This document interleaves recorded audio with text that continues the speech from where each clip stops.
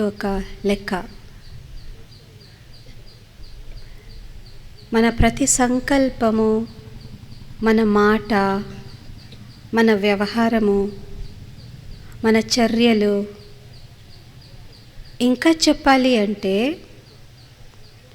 మన ముఖ ఎక్స్ప్రెషన్స్, మన ముఖంలో ఉండేటువంటి ఎక్స్ప్రెషన్స్ ఉంటాయి కదా, ఏమంటారు దాన్ని? హావభావాలు, ముఖ హావభావాలు. ఇలా ఉమ్మని పెట్టుకుంటామా, నవ్వుతూ ఉంటామా, కోపంగా చూస్తాం, మాట్లాడలేదు. కానీ ఆ ముఖ హావభావాల్లో కూడా ఒక వ్యక్తికి మంచి ఫీలింగ్ కానీ చెడు ఫీలింగ్ కానీ, సుఖాన్ని కానీ దుఃఖాన్ని కానీ అందిస్తుంది. అవునా కాదా? అవునా కాదా? మీరు ఒక్క మాట మాట్లాడకండి, అలా గుడ్డలు ఇలా పెద్దగా చేసి చూస్తే తెలిసిపోతుంది. ఓహో, ఓకే, మీరేం చెప్పలేదు. సో మన హావభావాల మూలకంగా కూడా ఒక వ్యక్తికి, వేరే వాళ్ళకి సుఖ దుఃఖాన్ని మనము అందించగలుగుతాం. సో పాపము పుణ్యము అనేది చాలా ఒక గహరీ బాత్ హై. ఇట్స్ అ డీప్, గుహ్యమైండేటువంటి ఒక విషయం అన్నమాట. కాకపోతే చాలామందికి పాపం అంటే ఏంటి, పుణ్యం అంటే ఏంటి, ఏం చేస్తే పాప లెక్క కింద వస్తుంది, ఏం చేస్తే పుణ్య లెక్క కింద వస్తుంది అనే క్వశ్చన్స్ ఉంటాయి అన్నమాట. కరెక్ట్ ఏది, తప్పేది, రైట్ ఏంటి, రాంగ్ ఏంటి? ఎందుకంటే అక్కడి నుంచి చూసేసరికి మీకు అది రైటు, ఇక్కడి నుంచి చూసేసరికి నాకు అది తప్పుగా అనిపిస్తుంది. మీకు సరి అయింది వాళ్ళకి తప్పు అనిపిస్తుంది, వాళ్ళకి సరి అయింది వీళ్ళకి తప్పు అనిపిస్తుంది. సో తప్పు రైటు, నేను ఇప్పుడు ఒక పని చేస్తే అది నాకే పుణ్యం అనిపిస్తుంది, కానీ మీ దృష్టి నుంచి అది మీకు పాపం అనిపించవచ్చు. ఈ స్లాటర్ ఉంటారు కదా, స్లాటర్స్, కసాయి కసాయి కసాయి కసాయి గుర్రె, కోడి అలా కట్ చేసేస్తాడు. ఆవు, ఆవు కూడా, ఓ యా, ఓకే, కసాయి. వాళ్ళది వృత్తి, వాళ్ళ ధర్మము. కొంచెం కూడా ఫస్ట్ టైం అలా నరికేటప్పటికి వాళ్ళకి ఏమైనా గుండె కదిలింటిందేమో తెలియదు, కానీ నేను ఇంకా ఇప్పటిదాకా కసాయి దగ్గర మాట్లాడలేదండి, కాబట్టి నాకు తెలీదు. మొదటోసారి వాళ్ళు అలా నరికేటప్పుడు వాళ్ళకి గుండు అలా అయి ఉంటుంది. కాకపోతే రోజు చేస్తూ చేస్తూ వాళ్ళకి నార్మల్ అలవాటైపోయింది. ఇప్పుడు వాళ్ళని ఎందుకయ్యా ఇలా నరుకుతున్నావు, పాపము కదా అంటే, ఏంటి పాపం, నరికితేనే నేను నా పిల్లలకి భార్యకి ఫుడ్ పెట్టగలుగుతాను, ఇది నా వృత్తి అంటాడు. ఇప్పుడు ఆయన చేసేది ధర్మమా, ధర్మమా, పుణ్యమా, పాపమా? ఆయన కోడి నరకకపోతే, గుర్రె నరకకపోతే వాళ్ళు పిల్లలు పస్తులు ఉంటారు. సో తను సారీ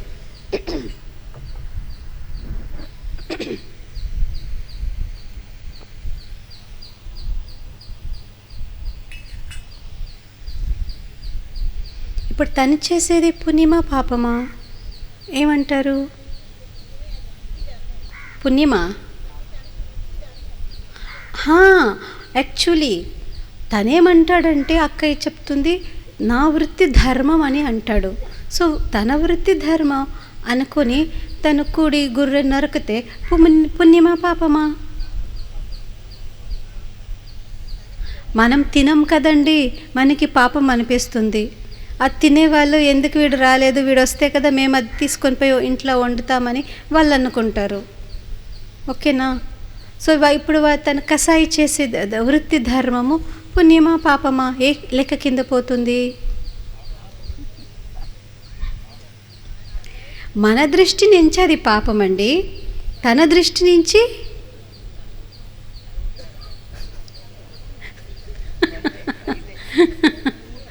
తన దృష్టి నుంచి.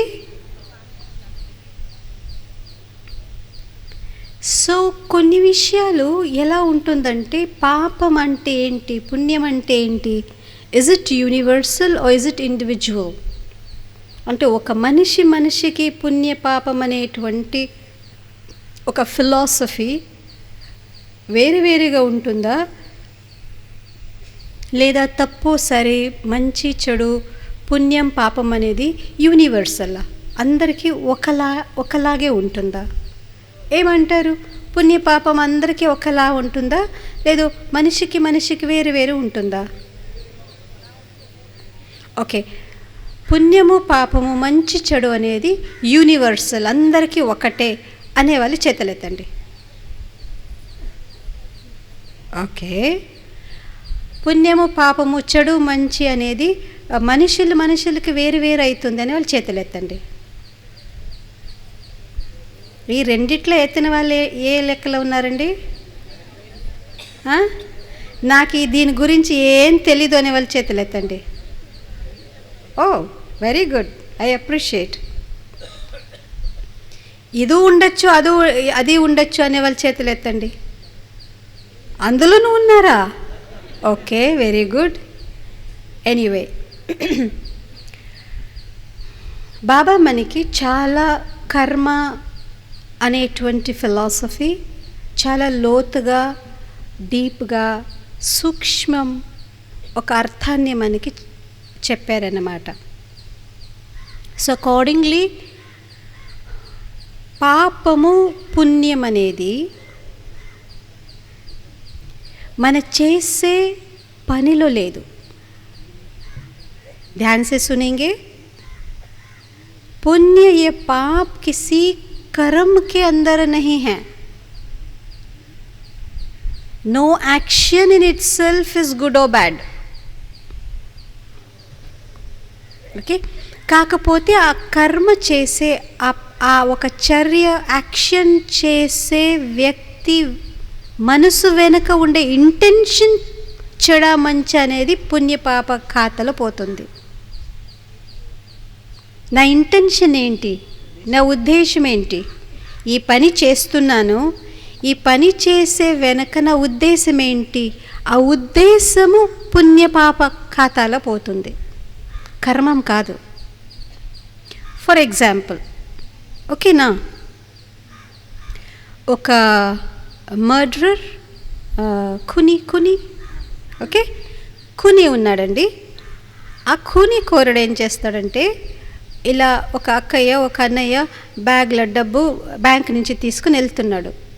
ఆ ఖుని చూశాడు, ఓహోహో వీళ్ళ దగ్గర డబ్బు ఉంది, కొట్టేద్దామనేసి వెనక వచ్చేసి బ్యాగ్ లాక్కున్నాడు.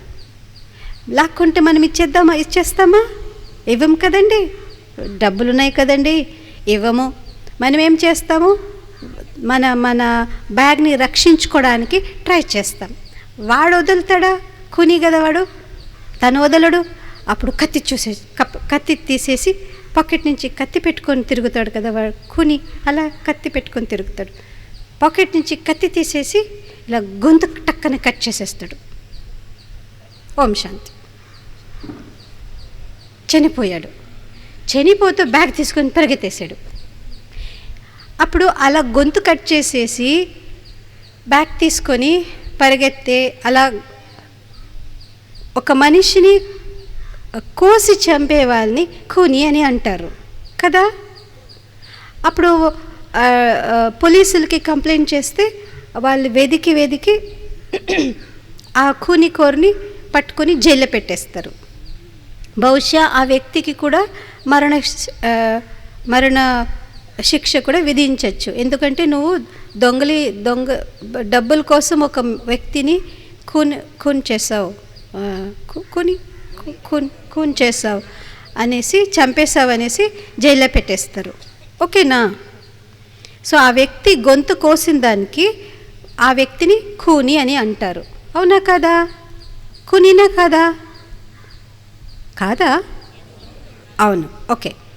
ఇప్పుడు ఒకరికి థైరాయిడ్ ప్రాబ్లం ఉందండి, చాలా థైరాయిడ్ ప్రాబ్లం. గొంతు ఇక్కడ గ్లాండ్ ఉంటుంది, దాన్ని థైరాయిడ్ అంటారు. ఆ థైరాయిడ్ ప్రాబ్లం వల్ల డాక్టర్ దగ్గర వెళ్తాం. డాక్టరు మీకు సరిపోవాలి అంటే ఆపరేషన్ చేయాలి అని అంటాం. మనము చేయండి డాక్టర్ అని అంటాం. డాక్టర్ ఏం చేస్తాడు?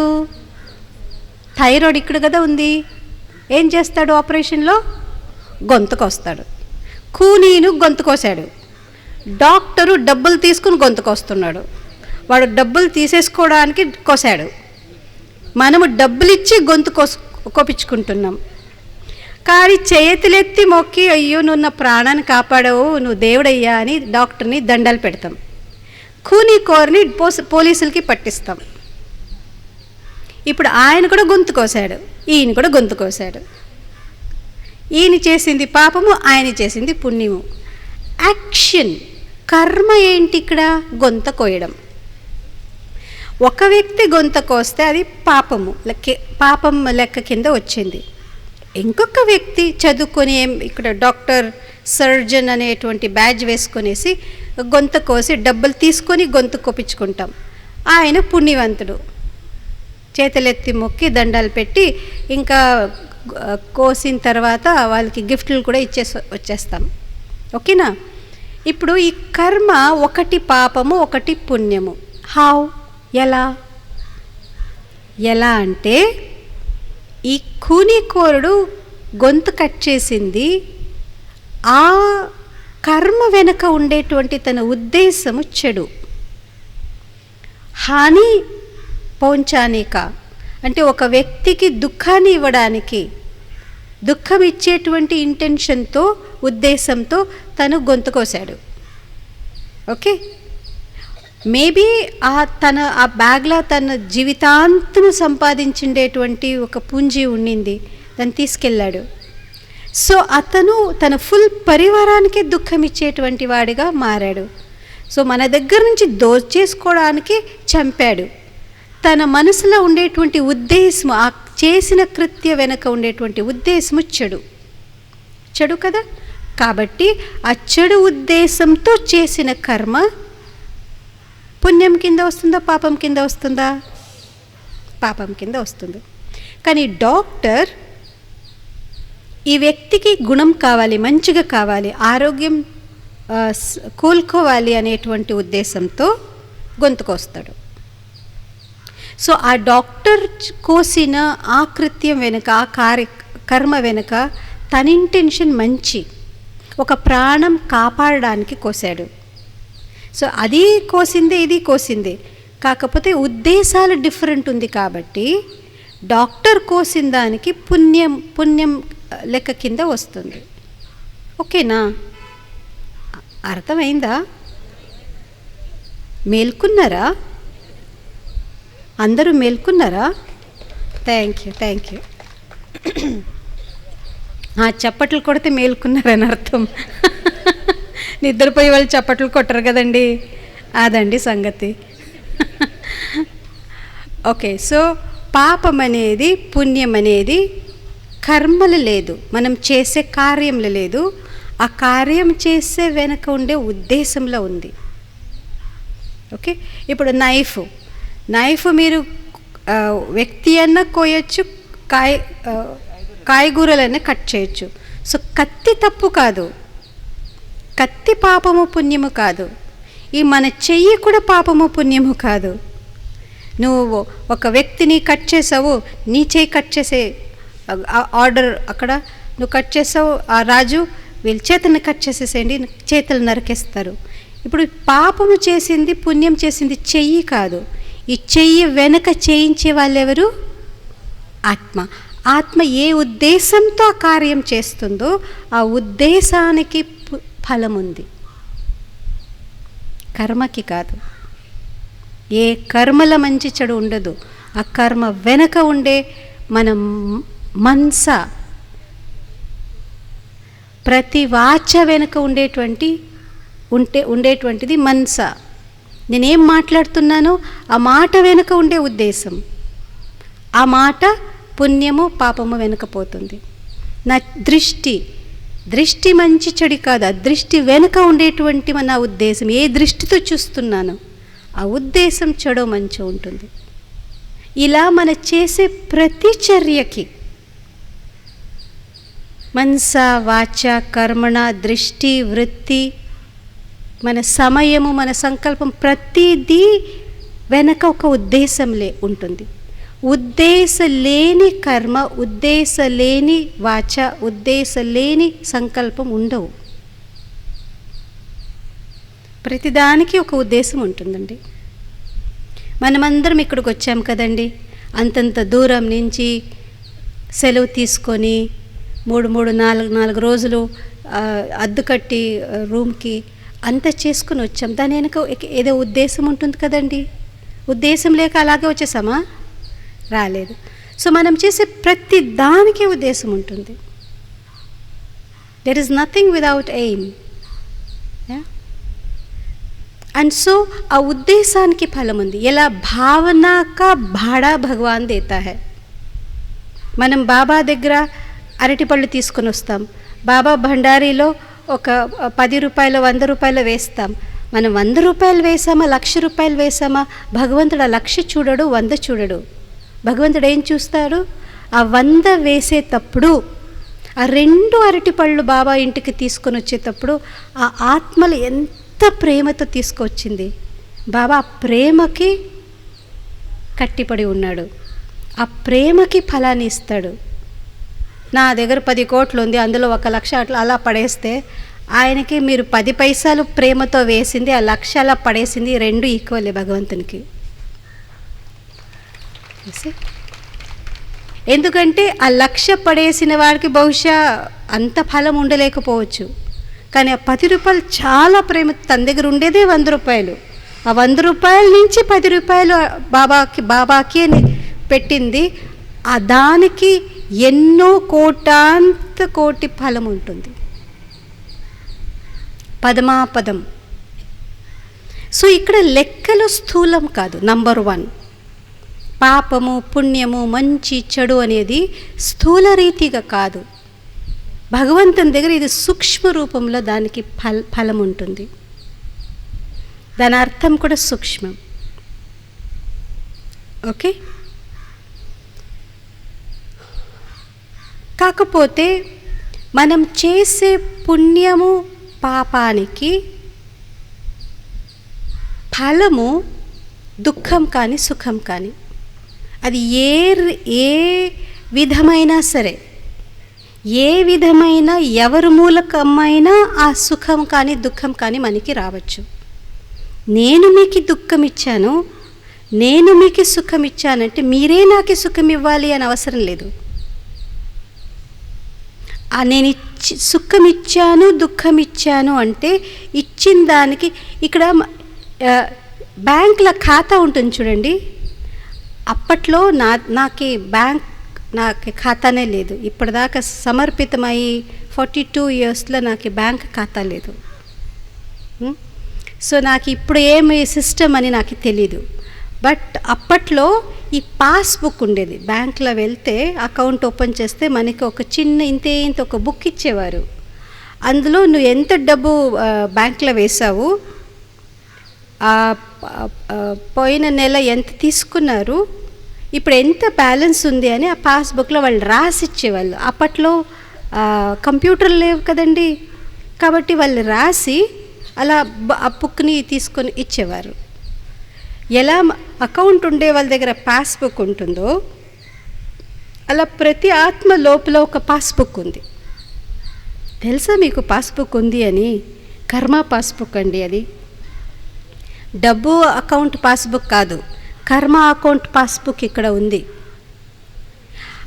నేను ఏం కర్మ చేస్తానో, మంచి చేస్తానో చెడు చేస్తానో, పుణ్యం చేస్తానో పాపం చేస్తానో, దాని ఫలం అనేది ఇక్కడ ఈ పాస్బుక్లో నోట్ అయిపోతుంది.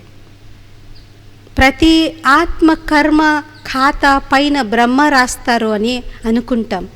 బ్రహ్మ రాయడు. ప్రతి ఒక్కరు వాళ్ళ కర్మ ద్వారానే వాళ్ళ అకౌంట్ ఇక్కడ రాసుకుంటారు. నేను దుఃఖాన్ని అనుభవించాలా, వచ్చే జన్మల్లో నేను సుఖాన్ని అనుభవించాలా అనే రాత నేనే స్వయంగా నా కర్మ మూలకంగా నేనే ఇక్కడ రాసుకుంటా. ఎవరు మన కోసం రాయరు. అందుకే ఇలా ఇలా అనుకుని ఏ జన్మలో ఏ కర్మ చేశానో ఇలా అనుభవించాల్సి వస్తుంది, ఏ జన్మంలో ఏ కర్మ చేశానో ఇలాంటి పిల్లలు పుట్టారు, ఏ జన్మంలో ఏం చేశానో ఇలాంటి భార్య భర్త అమ్మ నాన్న దొరికారు అని ఇలా ఇలా ఇలా అనుకుంటారు. మీరు అనుకుని ఉండొచ్చు కదండి, అనుకుంటారా? ఇప్పుడు అనుకుంటారా? ఇంతకు ముందు అనుకునే వాళ్ళ? ఓహో, ఇప్పుడు అనుకోరు కదా, ఇప్పుడేమనుకుంటారు మరి?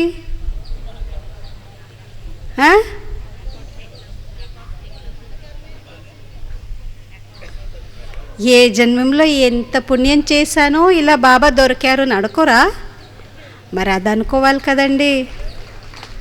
ఏ జన్మంలో ఎంత మంచి పుణ్యం కాదు, మహాపుణ్యము మహా తపస్సు చేశానో భగవంతుడు దొరికారు, ఇంత మంచి పరివారం దొరికింది, అన్నవరం భట్టి దొరికింది అని అనుకోరా? మనమందరూ చాలా పుణ్యం చేశామండి. ఇప్పుడిప్పుడే మొన్న నుంచినే కొంచెం కొంచెం అలా అలా చేస్తూ ఉన్నాము. అంతకుముందు మనం చాలా మంచివాళ్ళు. తెలుసా మీకు ఒక సంగతి? మనమందరం చాలా మంచివాళ్ళు. అవునా కాదా? హలో, అవునా కాదా? మరి అలా చూస్తున్నారు. సో ఐఎమ్ వెరీ గుడ్ కదా, ప్రతి ఒక్కరు గుడ్ కదా. అండ్ సో ఆ సుఖము దుఃఖం అనేది దయచేసి ఎలాంటి సందర్భంలో అయినా ఎలాంటి పరిస్థితులైనా వేరే వాళ్ళు నాకు దుఃఖం ఇస్తున్నారు, వాళ్ళు నాకు దుఃఖం ఇస్తున్నారని మాత్రం అనుకోకండి. ఎవరు ఎవరికి, దయచేసి ఇది అటెన్షన్తో వినండి, ఎవరు ఎవరికి కారణము లేక మన జీవితంలో ఏది జరగదు. మనిషి జీవితంలో ఏ కారణము లేక ఏమి జరగవు. ఏ కారణం లేక ఎవరు ఎవరని కలవరు. ప్రతి మనిషి మన జీవితంలో ఎంటర్ అవుతారు, సుఖాన్ని ఇస్తున్నారు, దుఃఖాన్ని ఇస్తున్నారంటే దానికి ఒక కారణం ఉంది. ఎందుకంటే ఈ సృష్టి చక్రంలో ప్రతి సెకండు a perfect account. 2 + 2 2 2 2 2 3 2 2 1 2 2 3.5 అలా అవుతుందా? 2 2 5 అవుతుందా? ఎలా? 2 2 4 ఇటు నుంచి కౌంట్ చేస్తూ అటు కౌంట్ చేస్తూ పైనుంచి కౌంట్ చేస్తూ అది 4 వస్తుంది. ఎందుకంటే ఇది అకౌంట్ కాబట్టి. అలాగే మన జీవితంలో ప్రతి క్షణము అకౌంటే, లెక్క ఉంది కాబట్టి, లెక్క తీర్చాలి కాబట్టి ఆ వ్యక్తి వచ్చాడు. లెక్క ఉంది కాబట్టి, లెక్క తీర్చాలి కాబట్టి ఏదో సంబంధం రూపంలో ఆ వ్యక్తి మీ ముందు ప్రత్యక్షమయ్యారు. లెక్క లేదంటే ఎందుకు రావాలి? మీరెవరు నేనెవరు ఎందుకు కలవాలండి? రెండోది, ఆ లెక్క తీర్చడానికి, లెక్క క్లియర్ చేయడానికి ఒక నిర్దిష్ట సమయం ఉంది. ఆ సమయంలోనే కలవాలి, ఆ సమయంలోనే వాళ్ళు వస్తారు మన ముందు. 20 సంవత్సరాలుగా అన్నవరంలో బట్టి పెట్టుకున్నారు కదండి. మరి మనము మీరు ఇప్పుడు కలుస్తున్నాం కదా. 20 సంవత్సరాలుగా ఎందుకు కలవలేదు? అదండి సంగతి. రజనక్కయ్య ఎన్ని సంవత్సరాల నుంచి నాకు తెలుసు, నేను ఆవిడకి ఎన్ని సంవత్సరాల నుంచి తెలుసు. తెలుసా లేదా? రజనక్కయ్య ఎక్కడున్నారు? రజనక్కయ్య అయ్యో వెనక్కిపోయారే. ఈవిడ ఉంటే కొంచెం తెలుగు చెప్పిస్తుందండి, చాలా హెల్పింగ్. మీరు కూర్చుండే అక్కయ్య నా పక్కల, కొంచెం శక్తి కూడా వస్తుంది. ఇన్ని సంవత్సరాలుగా మనకి ఒకరికొకరికి తెలుసు, కానీ ఆ time it's exact precise account. So దయచేసి ఎప్పుడైనా ఆ టైంలో అలాంటి సిచ్యువేషన్స్, పరిస్థితులు వస్తే హ్యాపీ ఫీల్ కండి.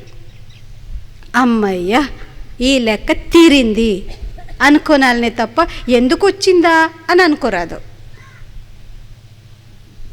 ఓకేనా? ఓకే, నేను మీ దగ్గర 1000 రూపాయలు తీసుకున్నానండి. ఓకే, అప్పు తీసుకున్నా.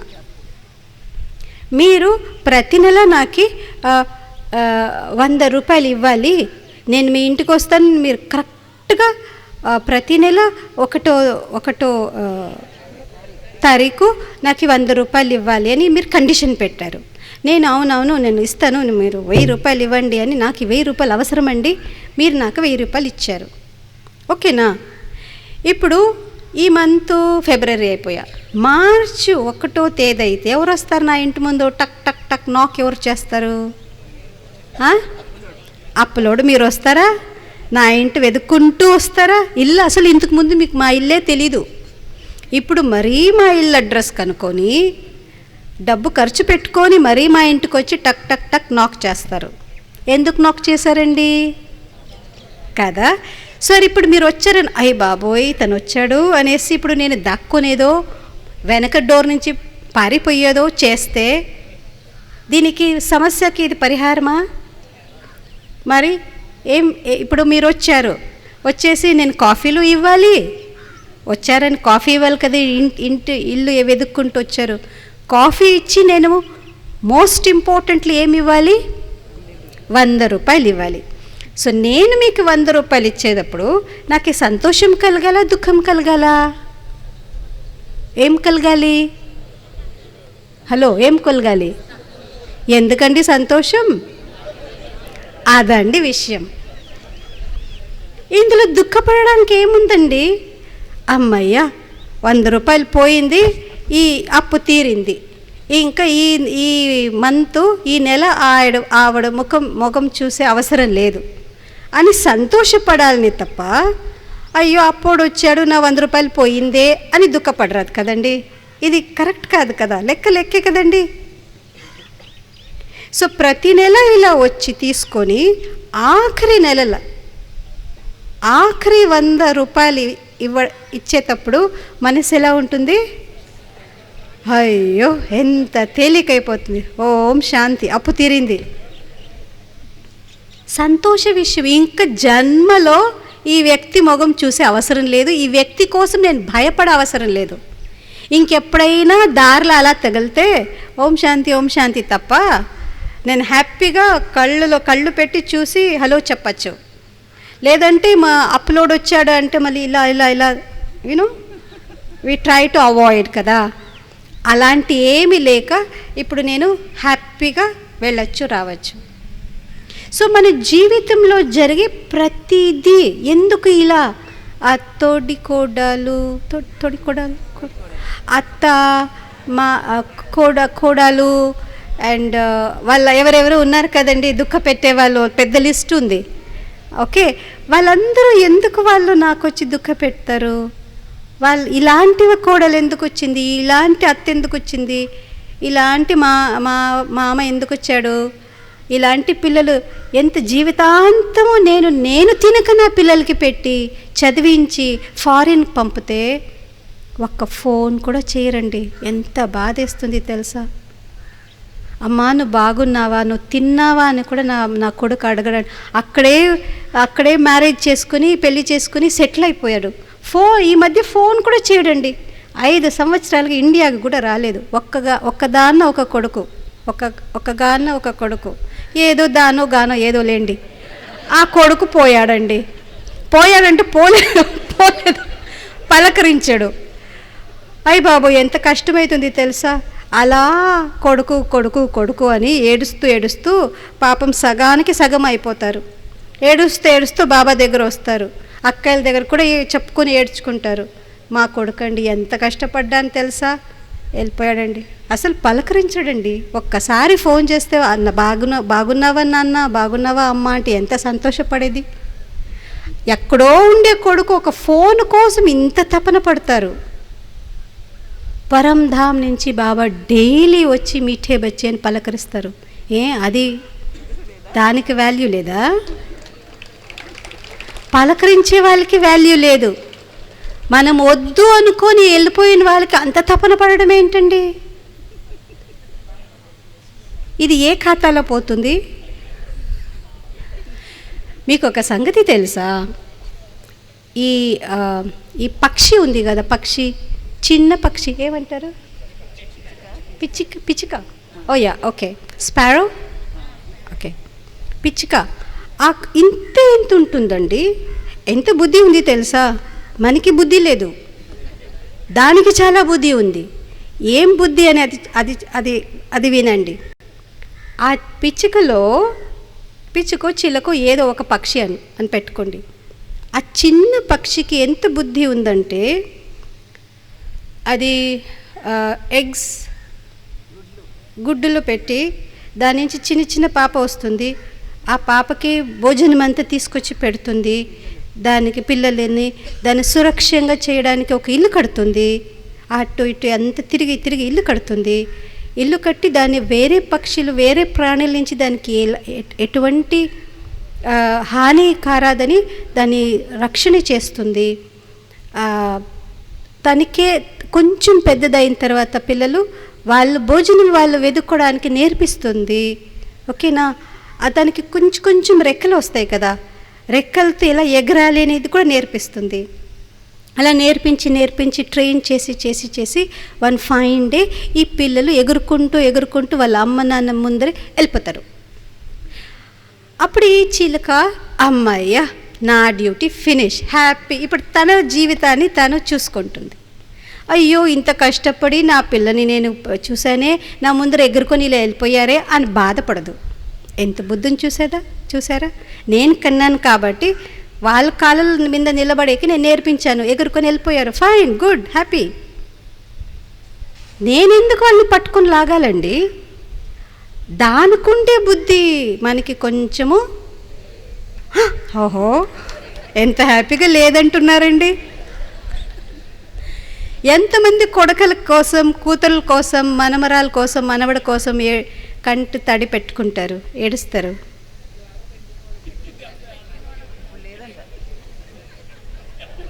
ఇప్పుడు లేదా అంటే అక్కయ్య ఇప్పుడు అన్నావరంలో లేదంటున్నారు. అన్నావరంలో ఇంత హ్యాపీ అయిన ఒక బట్టి పెట్టారు కదా, ఇంత అద్భుతమైనటువంటి వాతావరణంలో మీరు వీళ్ళనందరినీ ఇన్వైట్ చేశారు. ఇప్పుడు లేదు, తర్వాత ఉంది కదండి. ఇప్పుడు కూడా ఎదురు చూస్తూ ఉంటారు, ఫోన్లు పెట్టుకునే ఉన్నారు ఆ మాతలందరూ, అన్నయ్యలందరూ. ఎప్పుడెప్పుడు బాబు ఫోన్ చేస్తాడా అని చూసి పెట్టుకుంటారు. బాబా అనే కన్నా ఎక్కువ బాబు అంటారు.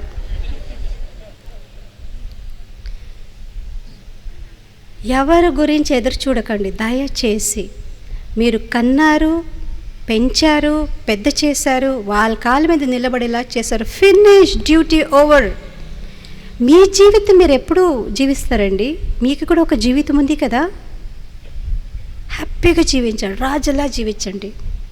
వాళ్ళు మిమ్మల్ని అడగరా, పలకరించరా, don't worry, fine, that's okay. బాబా నాకి బాబుగా ఉన్నాడు, బాబా నాకి పాపగా ఉంది, బాబా నాకి తోడుగా ఉన్నాడు, బాబా నాకంతా ఉంది. ప్రతి మనిషి స్వార్థం అండి. దయచేసి ఒక్క విషయం అర్థం చేసుకోవాలి. ఏ సంబంధమైనా సరే వాళ్ళ కోసం మనం ఎంతైనా చేయని, ఎక్కడో ఒక మూలలో కలియుగమే కదండి, కొద్దిగా స్వార్థం ఉంటుంది. నిస్వార్థ, ఏ కోరిక లేక, ఏం ఎదురు చూడక ఇచ్చే ప్రేమ పరమాత్మ ప్రేమ మాత్రమే. ఆ ప్రేమని పొందడమే యోగం. బ్రాహ్మణులయ్యి ఎన్ని సంవత్సరాల జ్ఞానం ఉన్నామనేది అనవసరం. ఆ పరమాత్మ ప్రేమ, పరమాత్మ సుఖాన్ని ఎంత పొందామనేది ఇంపార్టెంట్. 4 నెలల నుంచి వచ్చామా, 40 సంవత్సరాల నుంచి వచ్చామా అనేది ఇంపార్టెంట్ కాదు. ఇంకొక సంగతి తెలుసా? నాకన్నా మహాయోగులు మీరు. ఇది నిజం. మిమ్మల్ని అలా చెట్టెక్కించడానికి నేను చెప్పట్లేదు, ఇది రియల్. మొన్న కూడా బాబా మురళిలో చెప్పారు. మేము మధుబన్లో ఉన్నాం, మంచి వాతావరణం, అందరూ యోగిల మధ్య మేము ఉన్నాం. పిల్లలే పాపలే, వెనకలే ముందులే, ఏడవడానికి ఎవరు లేరు, నవ్వడానికి ఎవరు లేరు. ఓం శాంతి. అలా ఉండేటప్పుడు అంత మంచే.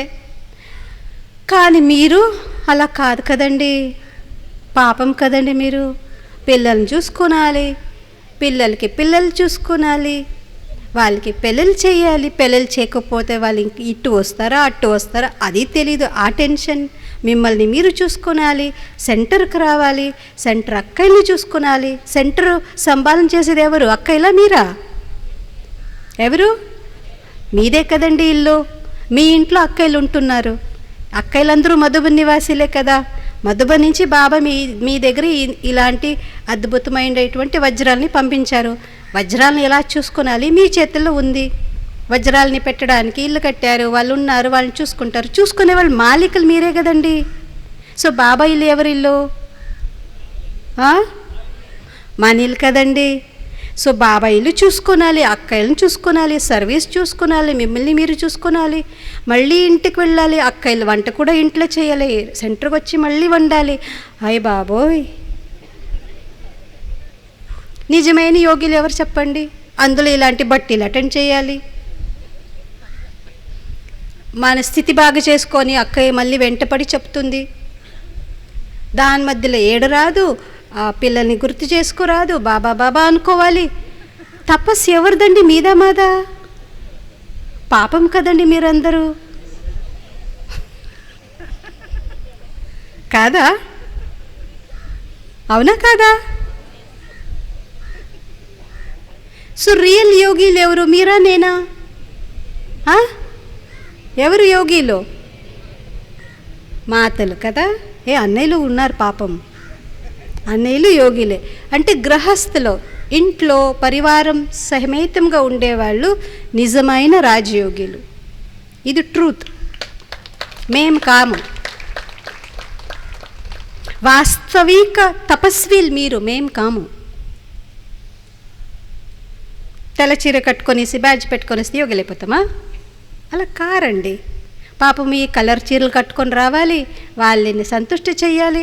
ఇక్కడికి వచ్చి చేంజ్ చేసుకుంటారు. కొంతమంది మాతలు బ్యాగ్లో చీరలు ఎత్తుకొని వస్తారు.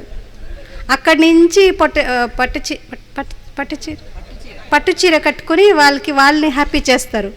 సెంటర్కి వచ్చి రూమ్లో పోయి తెల్ల చీర కట్టుకొని సిస్టర్ని హ్యాపీ, అక్కయ్యని హ్యాపీ చేస్తారు. ఎంతమంది హ్యాపీ చేయాలి? అవునా కాదా? పాపమండి మీరు. సో ఇప్పుడు మీ పుణ్య ఖాతా ఎక్కువ, నా పుణ్య ఖాతా ఎక్కువ? ఎవరు పుణ్య ఖాతా ఎక్కువ? చేతులెత్తండి. Very good. సో మీ అందరూ పుణ్య ఖాతా చాలా చాలా ఎక్కువ. ఇది చిన్న విషయం కాదు. ఇది నేను నవ్వుతూ చెప్తున్నాను. ఎందుకంటే మధ్యాహ్నం కదండి, ఎండ ఉంది కదండి, కొంచెం నవ్వుతే నిద్ర రాదని అలా చెప్తున్నా. So in real sense actually మహాపుణ్యాత్ములు గృహస్థ వ్యవహారంలో ఉంటూ ఒక పవిత్రమైనటువంటి జీవితాన్ని గడుపుతూ తను సంతోషంగా ఉంటూ ఇంట్లో జ్ఞానంలో లేకుండా ఉంటే కూడా వాళ్ళని సంతోషం పెడుతూ ఆ ఇంటి వాతావరణంలో సంతోషం సుఖానికి భంగం లేక, అంటే ఎలాంటి ఒక విఘ్నం లేక దాని సంభాలన ఒక బ్యాలెన్స్ చేసుకుంటూ వెళ్ళడం ఎంత పెద్ద పుణ్యం తెలుసా? పుణ్య ఫలము సుఖము. ఇప్పుడు నా లెక్కలో, నా అకౌంట్లో పుణ్య ఖాతా ఎక్కువ ఉందా, పాపం ఖాతా ఎక్కువ ఉందా అని ఎలా తెలుస్తుంది?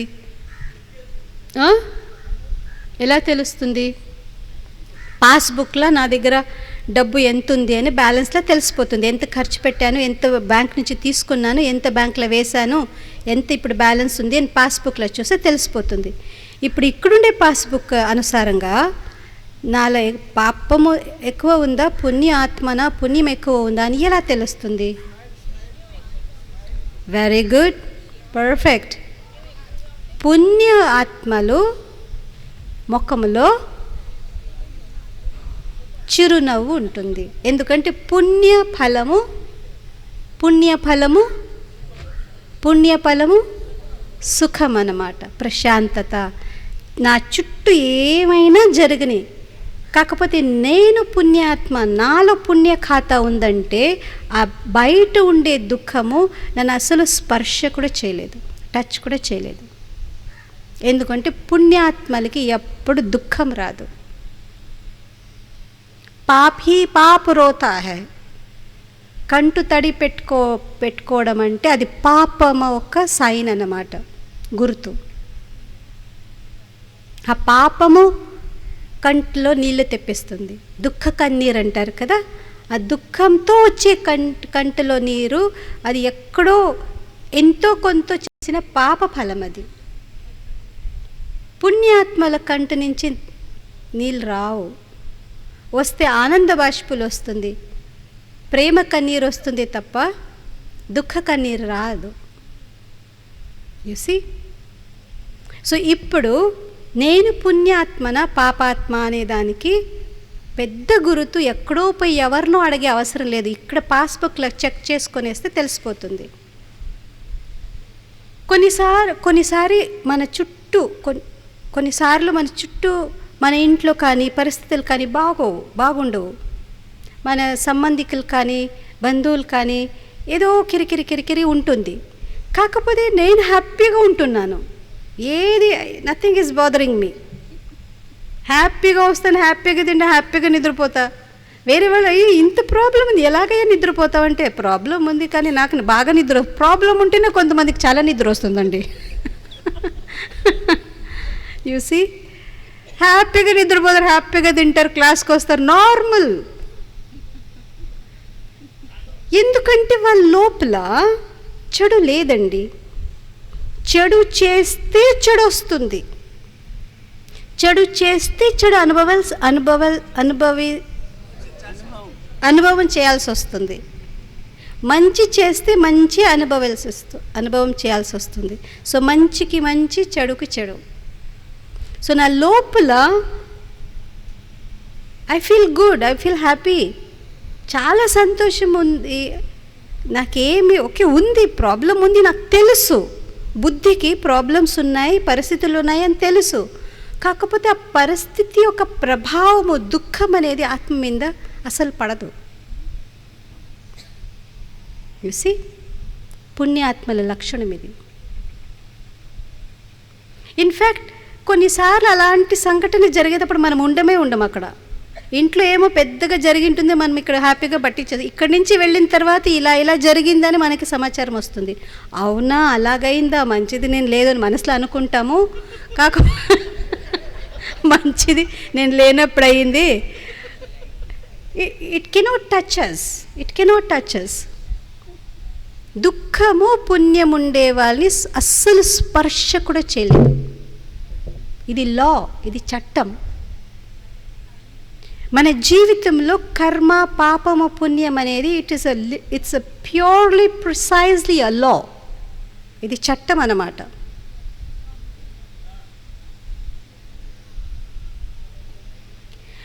కొన్నిసార్లు ఏమవుతుందంటే మన పరివారంలో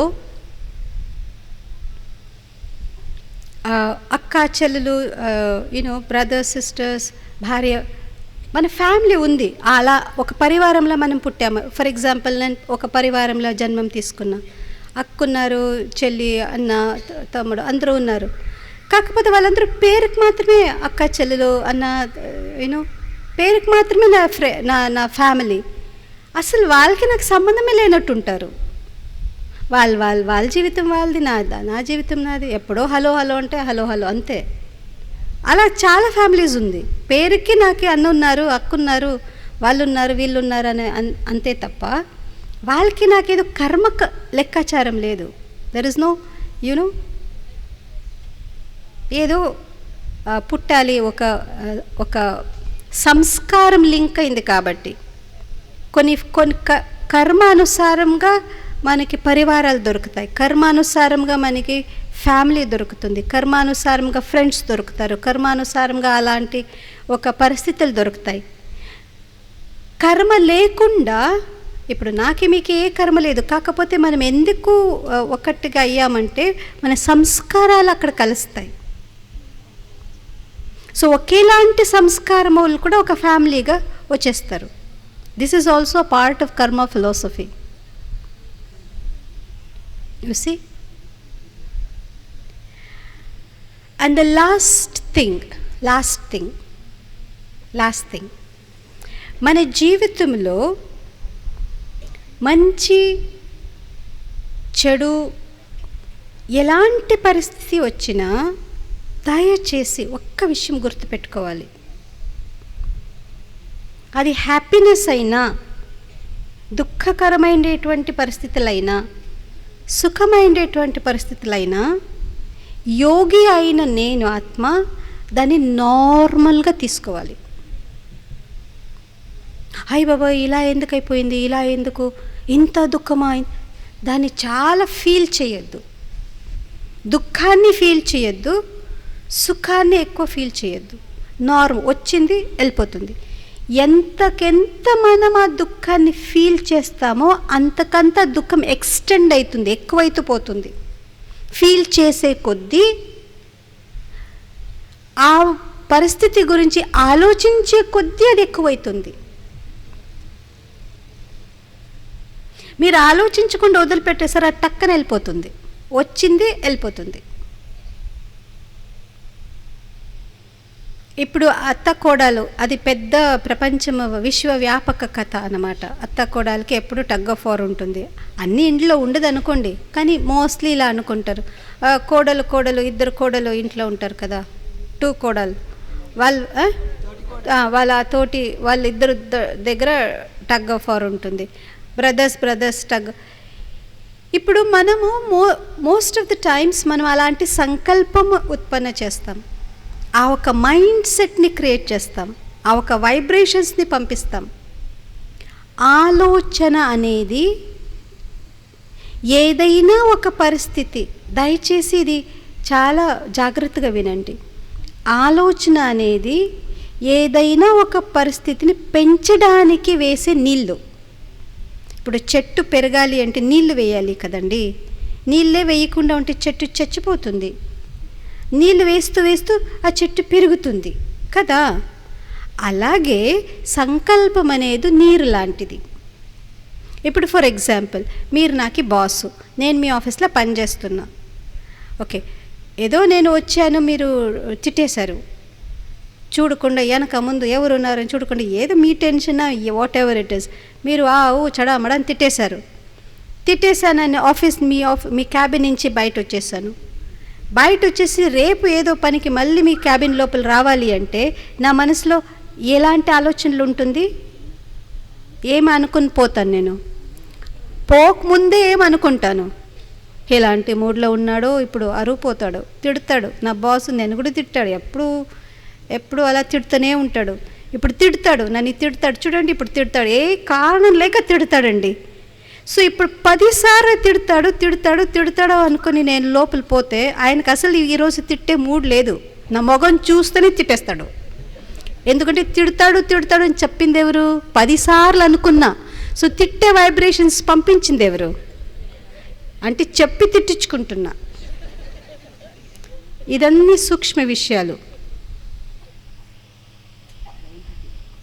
11:30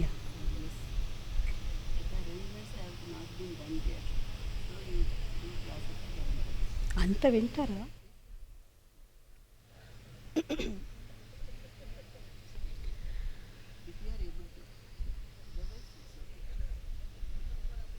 ఓకే. అండ్ సో ఎవరు మనతో మనకి నన్ను చూస్తే వీళ్ళకి నచ్చదు అని మనకి కొంచెం తెలుస్తుంది కదండి, కొంచెం తెలిసిపోతుంది. అలాంటప్పుడు దయచేసి వాళ్ళ గురించి నెగటివ్గా ఆలోచించకండి. ఎందుకంటే మనమే ఆ నెగిటివ్ అకౌంట్ని క్రియేట్ చేస్తున్నాం.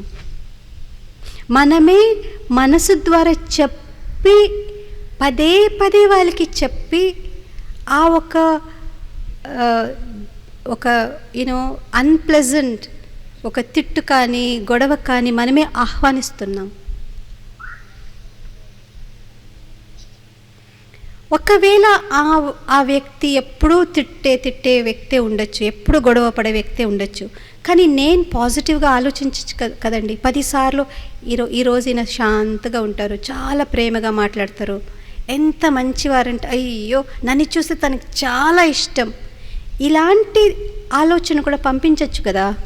10 సార్లు ఈయన చాలా బాబా ఒక బిడ్డ, ఈయన చాలా మంచి ఆత్మ, చాలా నన్ను చూస్తే చాలా ఇష్టము, చాలా ఈరోజు చూడే చాలా ప్రేమతో పలుకుతాడు అనంత కాన్ఫిడెన్స్తో మనం వెళ్తే చచ్చినట్టు ప్రేమతో పలుకుతారు.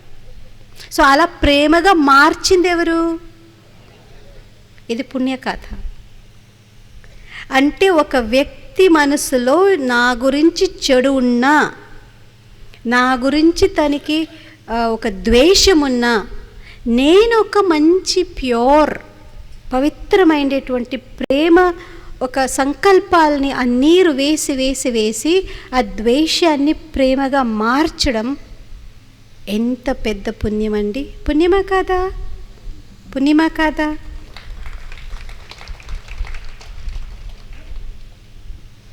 పరివారంలో ఉండేవాళ్ళు ఒక చిన్న పొరపాటు చేస్తాం, చెప్పనా? ఏమనుకోరు కదా, వెళ్ళిపోయినాక తిట్టుకోరు కదా నన్ను. ఓకే, పరివారంలో ఉండేవాళ్ళు ఒక చిన్న పొరపాటు ఏం చేస్తామంటే, ఇప్పుడు ఫర్ ఎగ్జాంపుల్ మీరు జ్ఞానంలో ఉన్నారు, మీకు బాబా అంటే చాలా ప్రేమ, చాలా విశ్వాసం, నమ్మకం ఉంది. కాకపోతే మీ ఇంట్లో ఇంకా నలుగురు ఉన్నారు, వాళ్ళు జ్ఞానంలో లేరు. మీ పిల్లలు ఉన్నారు, వాళ్ళకి అస్సలు జ్ఞానం అంటే ఇష్టం లేదు. అప్పుడు మనం ఏం చేస్తాము? ఇక్కడ క్లాస్కి వస్తాము, మంచి మురళి వింటాం, మనం చాలా పవిత్రతని మంచిగా ఫాలో చేస్తున్నాము. మనం ఫాలో చేయడానికి మన ఇంట్లో ఎవరు అడ్డరారనుకోండి, కాకపోతే వాళ్ళు చెయ్యాలి అనే చిన్న కోరిక ఉంటుంది. కాబట్టి ఇక్కడ మంచి మురళి వినుకొని పోయి ఆ పిల్లలు ఇంకా నలుగురు ఉన్నారు కదా, వాళ్ళ దగ్గర ఓ అని జ్ఞానం చెప్పడం అండి. బాబా ఈరోజు చెప్పారు, రా కూర్చో విను, ఈరోజు బాబా ఏం చెప్పారు విను, మీరందరూ అసురులలా ఉంటారు, మేము చూడండి బాబా దేవతల్లా మీరు కాండి, ఇంత మీరు యూనో దాన్ని ఏమంటారు వికారం ఇది చేస్తారు, మీరు అశుద్ధము, అలా మాట మాటికి వాళ్ళని ఇలా హేట్ చేసేలా, ద్వేషించేలా మాట్లాడి వాళ్ళకి వద్దంటే కూడా పట్టుకుంటున్నాను చెప్పి చెప్పి చెప్పి అమ్మో నన్ను వదలు నేను పారిపోతాను అనేలా చెప్పేస్తాము. మీరు సెంటర్ నుంచి వస్తేనే వాళ్ళు ఇంకా అమ్మొచ్చిందా నాన్న వచ్చాడా వచ్చి టిఫిన్ చేసి వేరే పని పోయే వరకు అసలు ముసుగు తీరు. బయట వస్తే మీరు జ్ఞానం షురు చేస్తారు కదా, దట్స్ నాట్ రైట్. మన వ్యవహార మూలకంగా జ్ఞాన ఒక్క అర్థం ఏంటి? సుఖాన్ని ఇవ్వడం. ఈ మర్యాద, ఈ పవిత్రత, ఈ ఈ నియమాలు ఇది సుఖాని కోసం, సురక్షిత కోసం, దుఃఖాని కోసం కాదు. సో మన వ్యవహారము, మన మాట, మన తీరు ఎలా ఉండాలంటే ఆ వ్యక్తికి మంచి ఫీలింగ్ రావాలి. అయ్యో మీరు నోటు తెరిచి ఒక రెండు మాట్లాడితే నేను వినాలని ఉంది అనేలా మనం వాళ్ళని పరివర్తన చేయాలని తప్ప అబ్బో వద్దు ఇంకా చాలు, వాళ్ళకి ఇంకా కోర్సే లేదు, సెంటర్కే రాలేదు, వాళ్ళకి అవ్యక్త మురళి వరకు చెప్పేస్తాం. ఈరోజు బాబా ఏం చెప్పారు, కూర్చోండి వినండి, ఫస్ట్ వినండి తర్వాత టిఫిన్, అలా అని మనము చేసేస్తే వాళ్ళు ఇంకా సెంటర్కి రా అంటే ఎందుకు వస్తారండి? మా అమ్మ నాన్నే ఇంత క్లాస్ పీకుతారు, ఇంకా సెంటర్లో అక్కలు ఇంకేం చేస్తారో అని అసలు రారు. మౌంట్ అబుకు రండి, క్లాసులకు రండి అంటే వాళ్ళు ఎందుకు వస్తారు? సో దయచేసి మన ఇంట్లో జ్ఞానంలో లేకుండే వారితో చాలా ప్రేమగా మనం ఉండాలి. అలానే మన నియమాల్ని కాంప్రమైజ్ చేయొద్దు. కానీ వాళ్ళు కొంచెం అలా ఇలా చేస్తేను మనం ఓర్చుకోనాలి.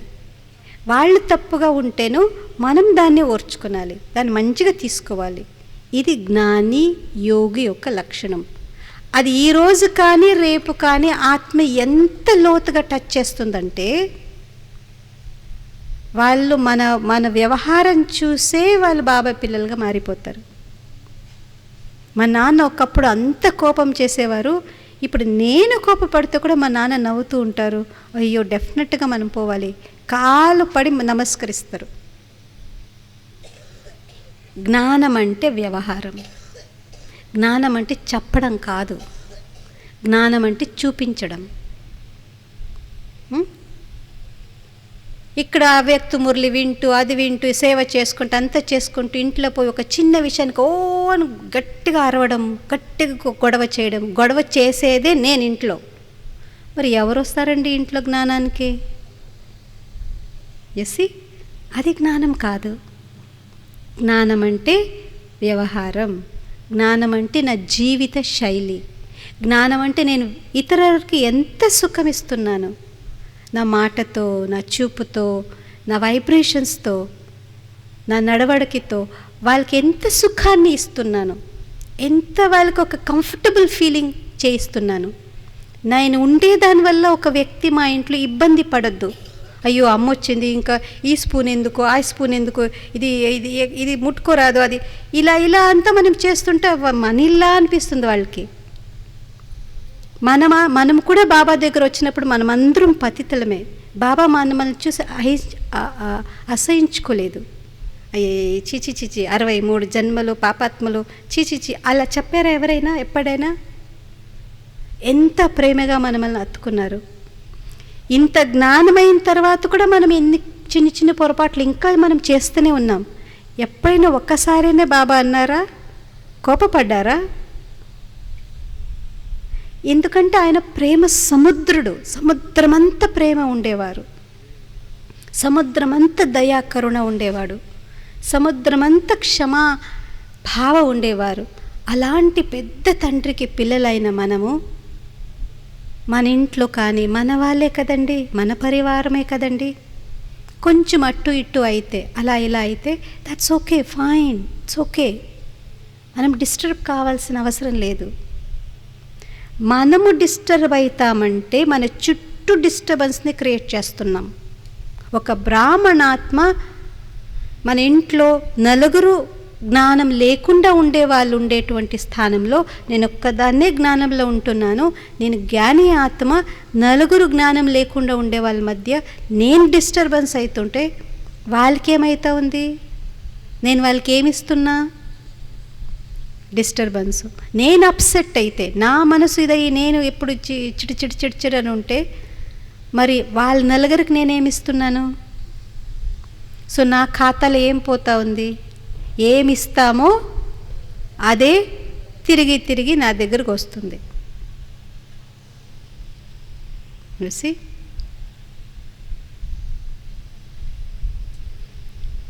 ఇంట్లో ఒక అతనికి అంటే ఒక ఫ్యామిలీ అండి, తనకి 2 పిల్లలు, భార్య భర్త 2 పిల్లలు అన్నమాట. అతనికి ఎప్పుడు చాలా కోపము, చాలా కోపిష్ఠుడు అనమాట. సో కోపానికి అతడు ఇంటి నుంచి ఆఫీస్కి వెళ్తూ భార్యని గట్టిగా తిట్టేసి, చడామడ అని తిట్టేసి వెళ్ళిపోయాడు. ఆమె ఎందుకు ఈయన తిట్టాడు, మంచిగానే టిఫిన్ పెట్టాను కదా, కాఫీ కూడా ఈరోజు పంచదార వేసి ఇచ్చాను కదా, వేడిగానే ఉన్నది కదా, అంత బాగానే ఉంది, ఎందుకు తిట్టాడు అని ఆమెకు ఒకే ఇలా అలా ఆమెకు అర్థం కాలే ఎందుకు తిట్టాడని. తిట్టాడు. సరే ఆ కోపంతో పిల్లల్ని గట్టిగా కొట్టింది. మీరు చదువుకోరు, అది చేయరు, ఇది చేయరు, మీకు ఏమి ఎప్పుడు ఆ పిల్లలు మేము చదువుకుంటున్నాం కదా, పుస్తకాలు తీసుకొచ్చున్నాము, అమ్మ ఎందుకు కొంటుంది ఏంటా అమ్మకి ఏమైందని వాళ్ళకి టెన్షన్కి కర్ర తీసుకుని కుక్కని బాగా బాధేశారు. కుక్కకి ఇప్పుడు ఎందుకు ఇప్పుడు మా దగ్గర ఆడుకొని పిల్లలు నన్ను ఎందుకు కొట్టారు ఈ పిల్లలు, రోజు బిస్కెట్ వేసి మనమందరూ ఆడుకుంటాం కదా, ఈ పిల్లలు నన్ను ఎందుకు కొట్టారు అని కుక్కకి టెన్షను. కుక్క అక్కడ అటు ఇటు తిరిగి ఓ అంటూ ఆ బాస్ వచ్చాడు కదా, ఆయన కొరికేసింది. ఇప్పుడు ఆయనకి కుక్క ఎందుకు కొరికింది, నేను వస్తే తోక ఆడించాలి కానీ కొరికింది ఎందుకు అంటే, తను ఆఫీస్ నుంచి వెళ్ళేటప్పుడు ఏమి చెల్లాడు, అది ఆఫీస్ నుంచి తిరిగి ఇంటికి వచ్చేటప్పుడు అది దొరికింది. సో మనం ఏమి ఇస్తామో తిరిగి చుట్టి మన దగ్గరికి వస్తుంది. సో జాగ్రత్తగా మనస వాచ కర్మణ నా నుంచి బయటికి ఏం వెళ్తుంది అది నా ఖాతాలో రికార్డ్ అవుతూ ఉంటుంది. కాన్షియస్లీ హృదయపూర్వకంగా తెలిసి చేసే కొన్ని సంకల్పాలు, తెలిసి మాట్లాడే కొన్ని మాటలు.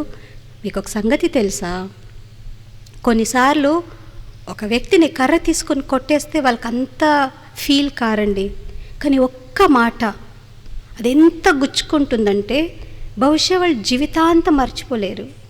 అలా గుండెని పిండేసి ముక్కలుగా మార్చేస్తుంది ఒక్క మాట. సో మాట ద్వారా నేను ఒక వ్యక్తి మనసుని ఎంత దుఃఖపెట్టాను. మాట ఇక్కడెక్కడైనా తగులుతుందా? కానీ అది హృదయానికి తగులుతుంది. సో దయచేసి నా నోటి నుంచి వచ్చే ఒక్కొక్క మాట మాట్లాడే ముందు ఒక్క అర నిమిషం ఆలోచించండి. ఈ మాట నేనేం మాట్లాడిపోతానో అది ఎవరికైనా హానికరమా, ఎవరికైనా నొప్పి పెడుతుందా? అలా ఆలోచించకుండా నా నోటి నుంచి మాట రాకముందు ఈ మాట మాట్లాడితే ఎవరికైనా హ్యాపీనెస్ వస్తుంది, రావాలి. ఈ మాట మాట్లాడే దానివల్ల ఎవరికైనా శక్తి రావాలి, ఎవరికైనా వాళ్ళ జీవితంలో ఉత్సాహం రావాలి, కోల్పోయిన హోప్స్ రావాలి, ధైర్యం వచ్చేటువంటి ఒక్క మాట మాట్లాడితే జీవితాంతం అది కూడా గుర్తుండిపోతుందా లేదా? తిట్టిన మాట ఎలా మనసులో జీవితాంతం గుర్తుండిపోతుందో, మంచి మాట కూడా జీవితాంతం ఎన్ని సంవత్సరాల తర్వాత కూడా ఆ మాట మనసులో ఉండిపోతుంది. సో ఇప్పుడు నోటు నుంచి వచ్చేటువంటి మాట ఎలా ఉండాలి అనే నిర్ణయం మనదే. మనసు నుంచి వచ్చే ప్రతి సంకల్పం ఎలా ఉండాలి, ఎలాంటి వైబ్రేషన్స్ అది క్రియేట్ చేయాలి, చూసి అది ఆ నిర్ణయం నాది.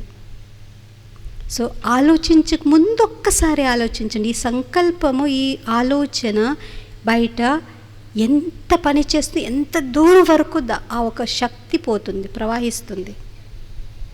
You know every thought is a very powerful energy.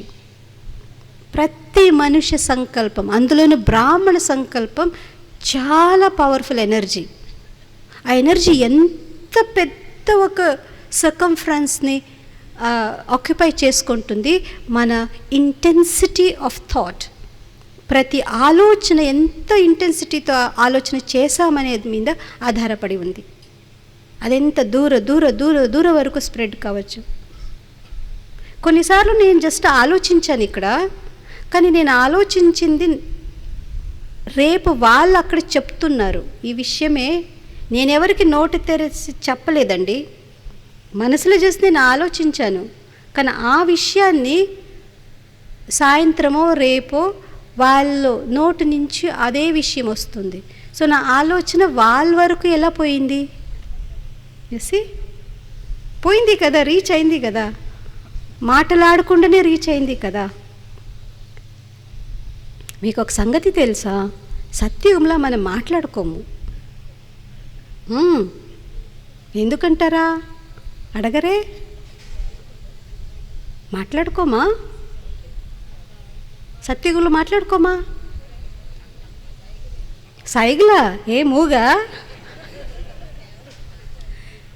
సత్యుగంలో మాట్లాడే అవసరం ఉండదండి. ఆ చూపుతో ఒక ఎంత మనలో క్లారిటీ ఉంటుందంటే, నేను పవిత్రాత్మ, మీరు పవిత్రాత్మ, ఇన్ఫ్యాక్ట్ పవిత్ర కాదు, పావన ఆత్మలు, పుణ్యాత్మలు, దేవాత్మలు. కాబట్టి మాట్లాడే అవసరమే ఉండదు. ఈ కలియుగ ప్రపంచంలో కూడా ఇద్దరు చాలా క్లోజ్గా ఉండేవాళ్ళు. అది ఫ్యామిలీ కానీ ఫ్రెండ్స్ కానీ ఎవరైనా కానీ చాలా క్లోజ్గా ఉండే వాళ్ళకి ఒకరికొకరికి చెప్పుకునే అవసరం లేదు. వాళ్ళకి తెలుసు వీళ్ళు ఇలా చూస్తున్నారంటే ఇది ఇప్పుడు అవసరం.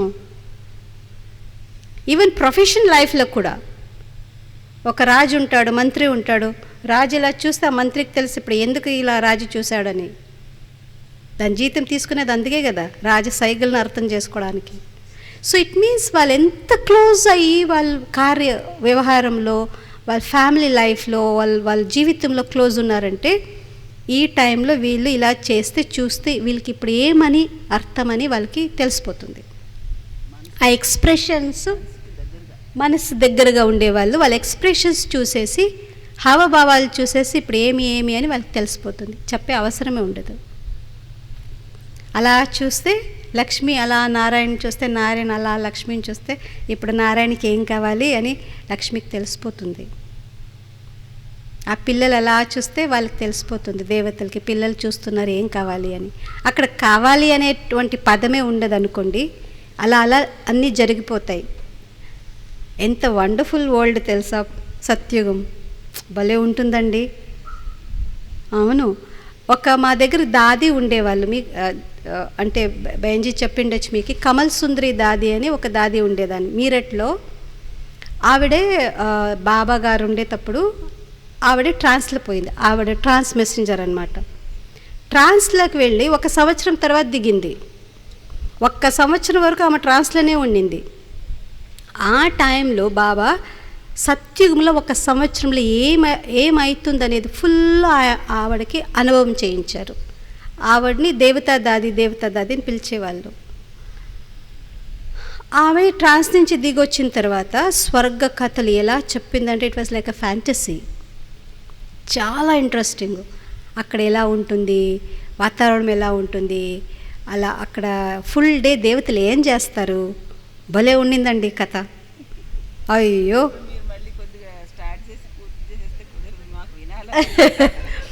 అక్కడ దేవతలు ఏం చేస్తారండి ఫుల్ డే? అమృతవేళ లేదు, యోగం లేదు, క్లాస్ లేదు, సేవ లేదు, ఈ బ్యాంకులకి ఆఫీసులకి పోయే పని లేదు. ఏం చేస్తారు వాళ్ళు? అక్కడను 24 అవర్సే, అక్కడ 365 డేస్. ఏం చేస్తారు వాళ్ళు? ఒక్కొక్క గంటకి డ్రెస్ చేంజ్ చేస్తారంటండి. అవునండి, ప్రతి గంటకి ఒక డ్రెస్ చేంజ్. అంతమంది దాసులు ఉంటారు కదా, వాళ్ళకి పని ఉండాలి కదండి. దాసులకి వాళ్ళు వచ్చి డ్రెస్ చేంజ్ చేసేస్తారు.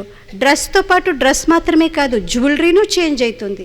ఎలాంటి డ్రెస్సో అలాంటి జ్యువెలరీ. ఇప్పుడు విహారం, ఏమి విహారం? వన అక్కడ వనలు ఉండ కదండి, గార్డెన్ అదే భాషనా? అక్కడికి వెళ్ళాలి. రాజకుమారుడు, రాజకుమారి, మహారాణి, మహారాజులు వెళ్తున్నారు. సో ఆ విహారానికి ఒక డ్రెస్సు, విహారానికి కావాల్సింది ఆ శృంగారం.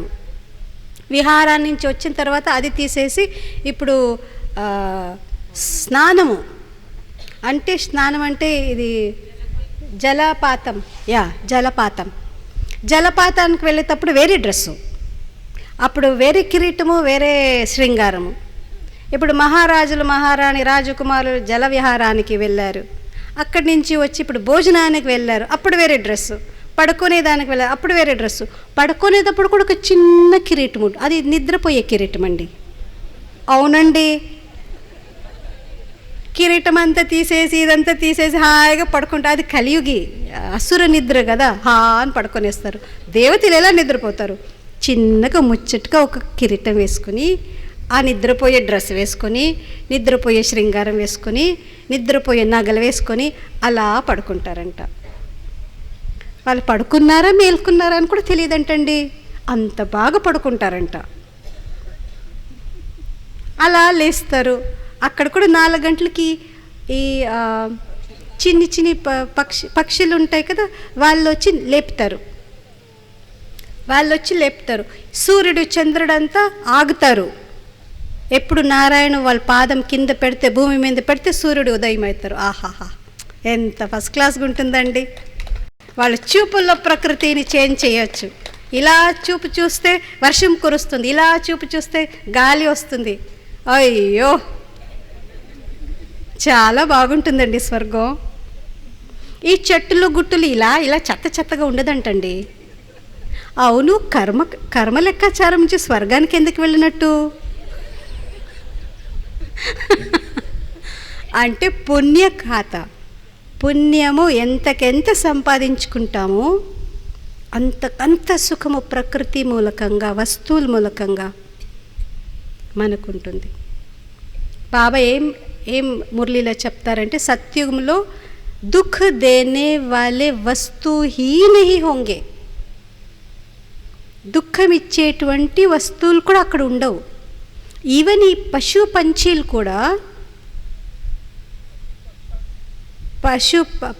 కూడా ఇక్కడ గందా చేసి, ఇక్కడ గందా చేసి అలా అంత చేయవు.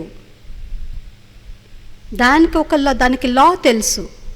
అక్కడ పక్షులకి సిద్ధాంతం తెలుసు. అది కూడా సతోప్రధాన పక్షులు కాబట్టి దానికి ఇక్కడ గందా చేయరాదు, ఇక్కడ రారాదు, అక్కడ ట్రైనింగ్ అవసరం లేదు.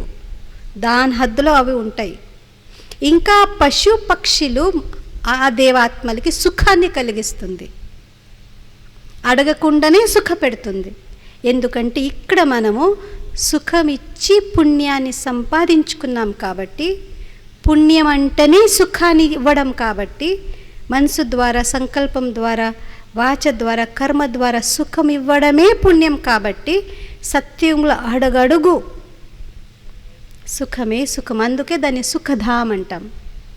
అలాంటి సుఖధామకి యోగ్యరాలుగా మారడానికి ఇప్పుడు మనం పుణ్య సంపాదించుకోవాలి. అక్కడ స్కూల్ లేవు సత్యుగంలో. బస్తాలు మోసుకొని పోతారు పాపం పిల్లలు. 10 సంవత్సరాల పిల్లలు ఇలా అయిపోతారండి. అంతంత పెద్ద పెద్ద మూటలు మూసుకొని పోవాలి. దాని తర్వాత ట్యూషను, దాని తర్వాత ఇంకొక క్లాసు, దాని తర్వాత ఇంకొక క్లాసు. వాళ్ళు బాల్యకాలమే మొయ్యడాంట్లో పోతుంది. సత్యుగంలో అలా ఉండదండి. భాష నేర్పిస్తారంట. రాజవిద్య అంటే రూల్ ఎలా చేయాలి అనేది నేర్పిస్తారు.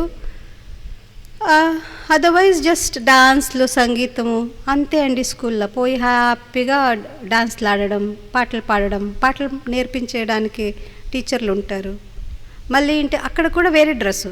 స్కూల్కి వెళ్ళడానికి రాజకుమారులు, రాజకుమారీలు యూనిఫామ్ అంతా ఉండదంట అక్కడ.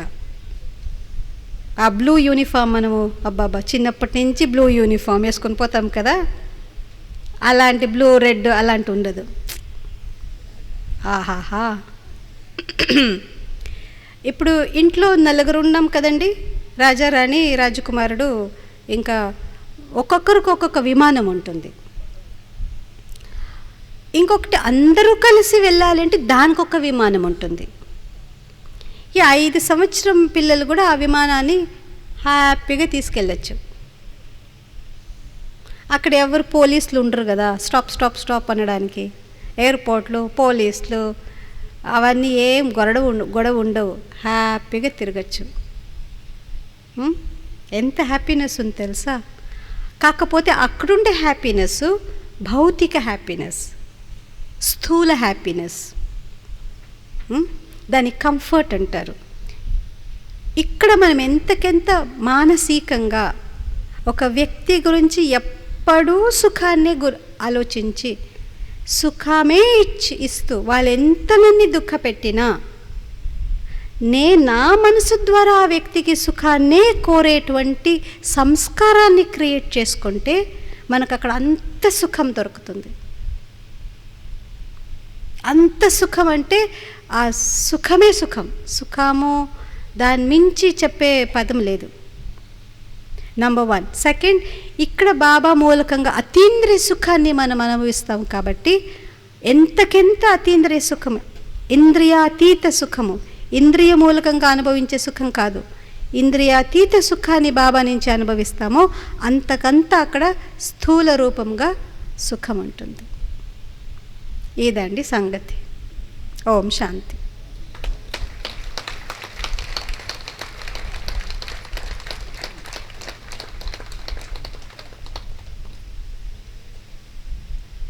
మీ రాజ్యంలో నేను రావచ్చా? సత్యుగంలో మీరందరూ రాజులు అవుతారు, మహారాజులు అవుతారు. మీ రాజ్యంలో రావడానికి పోవడానికి పర్మిషన్ ఉందా లేదా? నాకు ఇస్తారా? రాని ఇప్పుడే పర్మిషన్ అడిగితే బెటర్ కదండి. మరి అప్పుడు నన్ను మర్చిపోతారు కదా. మీ రాజ్యంలో రావచ్చా నేను? వద్దా? ఎవరు మాతలు అన్నలు ఎవరు చెయ్యట్లేదు. రావచ్చా? థ్యాంక్ యూ అండి. ఆహా, ఎంత విశాల హృదయము.